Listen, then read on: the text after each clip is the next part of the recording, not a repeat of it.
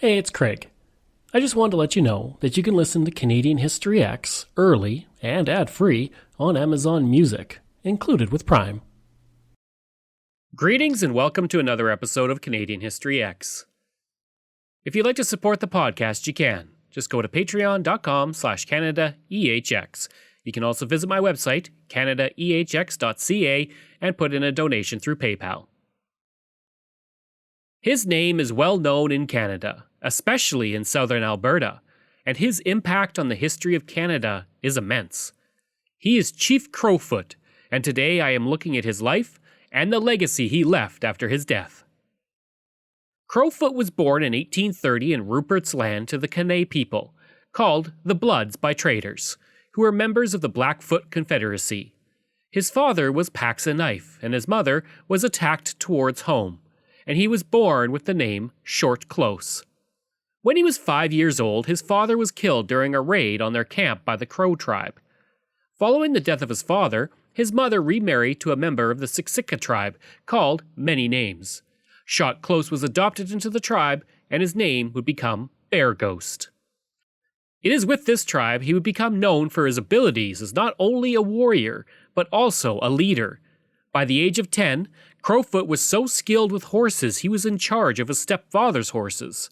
One story tells how he advanced and hit a painted teepee in a hostile Crow camp, which would give him the name Crow Indians Bigfoot, which would be shortened in time by interpreters and traders to Crowfoot. Crowfoot would first go to battle at the age of 13, and by the time he was 20, he had been in 19 battles and was wounded 6 times.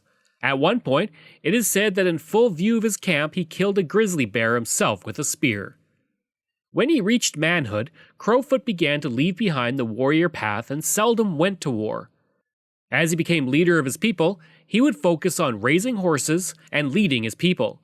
In 1865, he would become a minor chief in the Blackfoot Nation, leading 21 lodges. That same year, he would meet Father Albert Lacombe, a huge figure in Alberta's history, and he would form a lifelong friendship with the man.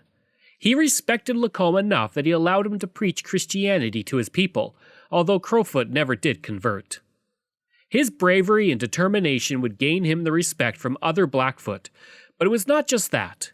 He was also known as a voice of peace and reason, and was one of the most respected Indigenous leaders as he rose to become a prominent figure of the Blackfoot. Due to his leadership qualities and his caring nature regarding his tribe, he was often called Manastokos, which means father of the people. As a leader, he was seeing more Europeans and Eastern Canadians coming into the territories the Indigenous had occupied for centuries. Crowfoot would work to build relationships with the Hudson's Bay Company and the Northwest Mounted Police, which sometimes his own tribe did not agree with. For Crowfoot, he saw the Europeans and Canadians as just other people. Some were good, some were bad, but just people. Father Lacombe would relate an instance when he saw the power of Crowfoot and his abilities in war. Lacombe was visiting Blackfoot Chief Old Sun in 1866 when the camp was attacked by a war party of Assiniboines and Cree. He says, "In an instant, some score of bullets came crashing through the leather lodge, and the wild war whoop of the Crees broke forth through the sharp, rapid detonation of many muskets. The groans of the dying, the yelling of the warriors, the noise of dogs and horses all mingled to form a kind of hell. At the most critical moment, when the little camp was half taken by the Crees, and when scalping and butchering was going on, the voice of Crowfoot was heard. He was rushing to the rescue." In 1869, a smallpox epidemic would hit the Blackfoot, and several of the leaders would perish. Crowfoot survived and would become one of the 3 head chiefs of the Blackfoot. This was also a time of change in the prairies, with the Hudson's Bay Company selling its western territory to the Dominion of Canada, itself only 2 years old. This would result in American traders coming into the prairies, and they began to trade liquor for fur, something that was not allowed when the area was controlled by the Hudson's Bay Company. With the arrival of the Northwest Mounted Police in 1874, Chief Crowfoot saw this as a good thing, since the illegal alcohol trade in what would one day be southern Alberta had devastated many Indigenous tribes, and Crowfoot saw their presence as a solution to that. Some sources relate that he would say to Reverend John McDougall regarding the arrival of the NWMP, If left to ourselves, we are gone. The whiskey brought among us by the traders is fast killing us off, and we are powerless before the evil. Our horses, buffalo robes, and other articles of trade go for whiskey. A large number of our people have killed one another and perished in various ways under the influence. And now we hear of our great mother sending her soldiers into our war. For our good, we are glad. In September of 1874, he would meet James McLeod, the assistant commissioner who would eventually become commissioner of the NWMP. The two became friends, and McLeod insisted that the rights of the Blackfoot be respected, while Crowfoot encouraged his people to have friendly relations with the NWMP. In 1876, it is related that the Sioux sent a messenger to gain the help of the Blackfoot in their fight against the Americans. Crowfoot rejected the offer, seeing that they were not strong enough to stand up against the American military and the Canadian government. But when the Sioux fled into Canada, he saw that they were refugees, and he would meet with Sitting Bull. Sitting Bull was so impressed upon meeting Crowfoot that he would name his own son Crowfoot. Crowfoot would have several wives through his life, and 4 of his children lived to adulthood. One son was showing skill as a warrior, but he died in a battle against the Cree. Crowfoot then led a raid into a Cree camp to kill one Cree tribe member in retaliation. In that raid, the Blackfoot would capture a Cree man who looked like the dead son of Crowfoot. That man would be adopted by Crowfoot and would take the name, eventually, of Chief Poundmaker. I talked about Chief Poundmaker several months ago. He's a really interesting person, so I encourage you to check that episode out on the podcast feed or on my website. Crowfoot had good relations with fur traders and had achieved peace with the Cree, while also saving Father Lacombe, who had been caught in a crossfire of a battle. The Canadian government and the Northwest Mounted Police saw Crowfoot as the leader of all of the Blackfoot people, which was not the case. Nonetheless, Crowfoot would always speak with the other chiefs before speaking with the NWMP or government about anything. As a chief, Crowfoot would be heavily involved in the signing of Treaty 7 with the Canadian government. The Canadian government was looking to gain control of Indigenous lands without antagonizing the large groups of Indigenous there. This would bring them to make the numbered treaties with the Indigenous. Under Treaty 7, Commissioner David Laird promised flour, tea, salt, sugar, and beef during negotiations. Crowfoot refused these rations until all of the terms of the treaty were presented to him. The terms would give the Indigenous of the region a plot of land, farm implements, cattle, potatoes, $5 per year, and ammunition, while the Indigenous would allow settlers on their land. Crowfoot did not want to give up land, only to see the settlers push the Métis out and wipe out the bison. Among the Indigenous chiefs involved, one wanted to accept, but others were against it, while others were not sure which way to go. Crowfoot would meet with Red Crow of the Kainai Nation, who said he would sign if Crowfoot would sign. Crowfoot would sign, and he did, at Blackfoot Crossing at the present-day Siksika Reserve, with the treaty going into effect in 1877. It is said that Crowfoot spoke to the other chiefs, saying the following about the treaty. "The advice given me and my people has proved to be very good. If the police had not come to the country, where would we be now? Bad men and whiskey were killing us fast, that very few indeed would have been left today. The police have protected us as the feathers of the bird protect it from the frosts of winter. I wish them all good, and trust that all our hearts will increase in goodness from this time forward. I am satisfied, and I will sign the treaty." As could be expected, the government soon began to go back on what it had agreed upon. Government employees with the I.G. Baker Company, which was in charge of providing food to the Blackfoot, began to reduce rations, leading to starvation. Crowfoot would lead delegations to the farm instructor to get better rations, which were barely enough even when not reduced. His pleas were ignored. In 1879, Crowfoot and his people would move south into Montana following the disappearing bison, and they were faced not only with threats from the Americans, but the Lakota as well. In 1888, they returned to their reserve near Blackfoot Crossing, and by this point, Crowfoot was disillusioned with the Canadian government that seemed to continually break promises. Upon arriving in Canada, he found out that the NWMP were no longer responsible for his people in the eyes of the government, and it was now the Department of Indian Affairs. The administrators of this department were callous towards their treatment of the Indigenous.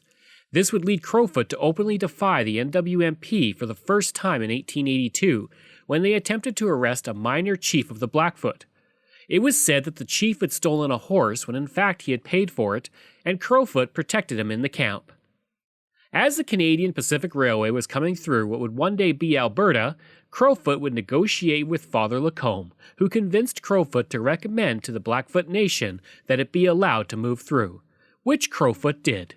Crowfoot would receive a lifetime pass from the CPR for his role in getting the railway through the area.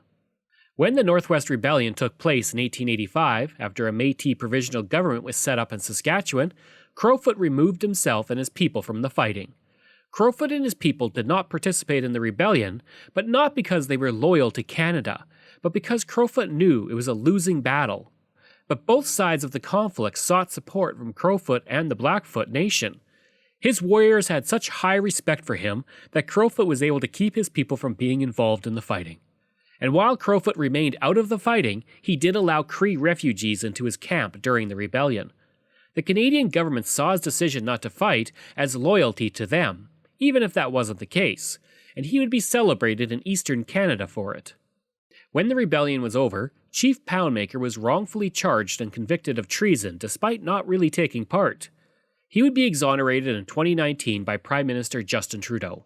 Crowfoot asked for Poundmaker to have a pardon, but Lieutenant Governor Edgar Dewdney refused, and Poundmaker was sentenced to 3 years in prison, but only served 6 months. Poundmaker then returned to Crowfoot and died shortly after he arrived at the camp because of the impact on the prison stay on his health. It was because of Crowfoot that the government did not cut the hair of Poundmaker in prison. In 1886, Sir John A. Macdonald invited Crowfoot to come to Ottawa, which Crowfoot did, telling the government that his people were starving as the bison had disappeared. The Canadian government did not listen, but while out east he did tour Montreal and Quebec with his friend, Father Lacombe. For the last decade of his life, Crowfoot was often ill and had lost many of his children. Chief Crowfoot would die on April 25, 1890, at Blackfoot Crossing from tuberculosis. His funeral was attended by government dignitaries and over 800 members of his tribe. The Calgary Herald would write the following in their obituary of Chief Crowfoot after his death was announced. This obituary uses terms we no longer use to describe the Indigenous, but I'm reading it as it appeared. Crowfoot, Chief of the Blackfoot, the most important and ablest of all Indian chiefs, died at his home on Friday, April 25, 1890. He died sitting propped up with pillows and blankets, dressed in his finest toggery, with beaded tunic, buffalo skin breeches, and all his grandest clothing, the crow's head of his chieftainship resting on his head, a plume in his right hand and a pipe in his mouth. 3 of his wives squatted near him, and around him were a dozen of the greatest medicine men of the tribe, and some other 30 leading Indians. Crowfoot requested that his own war song, composed by himself after his first great battle, be sung continuously. He also wore his government hat with gold band and gold rose. It goes on. For 5 days and 5 nights the tom-toms were beating loud enough to be heard 6 or 7 miles away, and the noise and excitement attending a great chief's death had been maintained all that time. At the telegraphed request of Minister Dewdney, Dr. Henry George remained until the end, spending from Monday until Friday on the reserve. Crowfoot died requesting his people to be good children and remain friendly with the whites. To his brother he gave 3 bulls and all his cows, and all his medals except one. This went to his favorite squaw, who received the Treaty Medal of 1877. John Ware, a legend in his own right, described Chief Crowfoot as a fine, lean, physical specimen, a quiet but thoughtful man, and perhaps the greatest Indian leader of his generation. Senator Fred Gershaw would say of Crowfoot in 1954, "The memory of the appearance of this great man, who is one of the greatest chieftains of his race, never grew dim in the minds of those who knew him. Long after he was gone, they recall seeing him walking over the plains, crushing the wild grass with his moccasins, holding his head and shoulders erect, with his eyes on the distant hills." Following his death, he would be honored in several places. Head Smashed In Buffalo Jump and the Blackfoot Crossing Historical Park commemorate him. In 2014, work began to get the items that belonged to Chief Crowfoot returned from England, where they'd been at the Royal Albert Memorial Museum for over a century. Regalia that belonged to a legendary Blackfoot chief may soon be back home here in southern Alberta.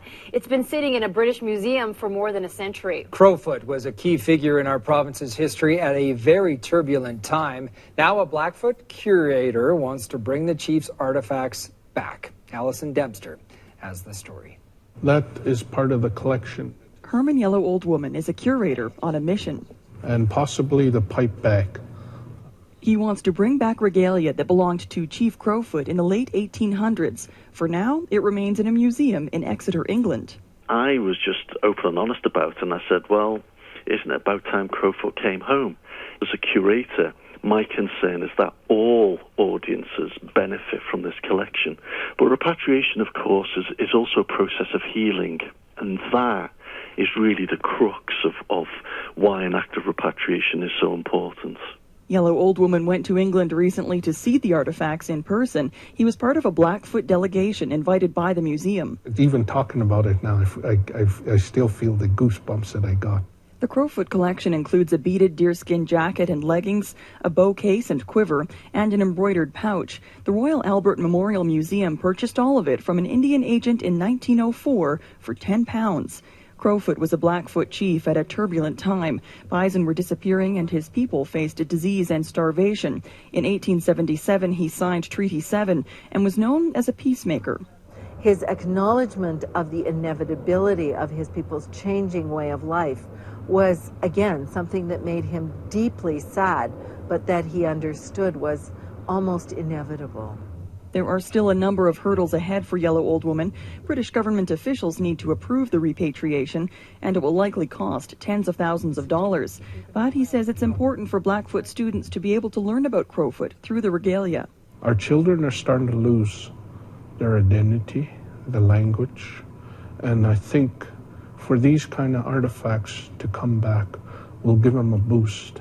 Yellow Old Woman hopes to bring Crowfoot's regalia home next spring. Alison Dempster, CBC News, Siksika First Nation. Success would finally be achieved in 2020 when it was confirmed that the items would be coming back to Alberta and back to where Chief Crowfoot had once lived. Oh, I think it's amazing. It's some good news in this pandemic time we're going through right now. The team from Blackfoot Crossing Historical Park, as well as the team from Exeter, they've been working behind the scenes a lot of hours, a lot of time to get this outfit back. And I don't know how familiar you are with repatriation, but overseas, they don't do this often. So this is groundbreaking, and hopefully it opens the doors for other First Nations and other Indigenous groups to be able to get belongings back and work in collaboration with other groups to help repatriate these sacred items. Well, you're a direct descendant of Chief Crowfoot. What does this mean to you and for your family? It's big. I mean, like a lot of these outfits, a lot of things went overseas. A lot of things went in private collections and museums, and we don't know about these things. We're hearing about them now, and so to be the 60 guys been working with Exeter, I think 5 years now. And so to be, when I came in as chief, one of my goals was to get that outfit back, to bring Crowfoot back home. And I think when we bring those items back home, it allows that spirit to rest easy. So, we're partly bringing part of those people back home. And this is where they belong. They belong in their homeland, in their traditional territories. And that's an outfit that's going to be on display at the Blackfoot Crossing Historical Park. There's already a room built specifically for it, humidified, temperature controlled, and all that stuff. So it'll be a great place to display the area.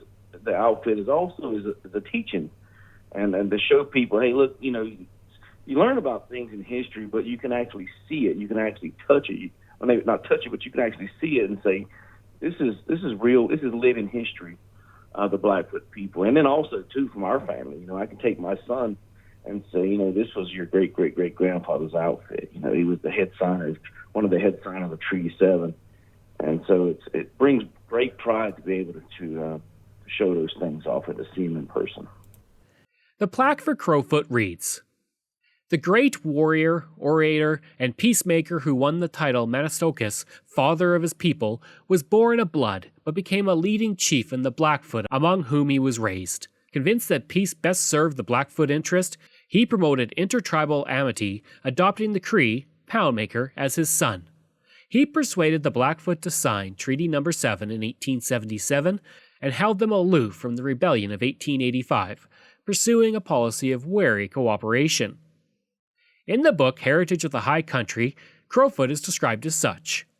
Always generous, sincere, and capable as an orator and peacemaker, Chief Crowfoot became the advisor and director of the Blackfoot Nation. He expected to be heard and obeyed and commanded great respect from both Indian and white. His grave is at the site where Treaty 7 was signed, and a bronze marker was placed on the grave to indicate he was the father of his people. In 1948, a stone cairn was erected in his memory. In 1968, the Ballad of Crowfoot was released by Willie Dunn, a Mi'kmaq singer and songwriter. The song is about the inhumane and unjust treatment of the Indigenous by the government, and it urges the Indigenous to be politically active. Dunn would turn it into a 10-minute film, the first National Film Board film directed by an Indigenous person, and it is also considered to be the first Canadian music video. Here is a portion of that song. Your years have gone, the years have passed, your heart is set, your soul is cast. Stand before the council fire. You have the mind and the desire of notions wise. You speak so well, and in brave deeds you do excel.